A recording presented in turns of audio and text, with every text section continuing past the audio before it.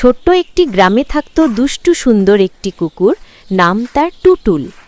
টুটুল সবার বন্ধু, বাচ্চাদের সাথে দৌড়ায়, বুড়ো মানুষদের পাশে বসে লেজ নাড়ে, আর নিজের খাবার পেলে অর্ধেকটাই অন্য কুকুরদের সাথে ভাগ করে।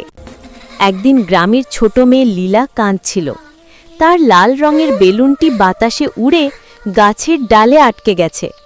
কেউই সেটি নামাতে পারছিল না। টুটুল দূর থেকে দেখল আর সঙ্গে সঙ্গে ছুটে গেল। গাছের নিচে দাঁড়িয়ে সে জোরে ঘেউ ঘেউ করে লীলাকে ইশারা করল যেন সে কাছে আসে। তারপর টুটুল লাফ দিয়ে ডালটি কাঁপাতে লাগল।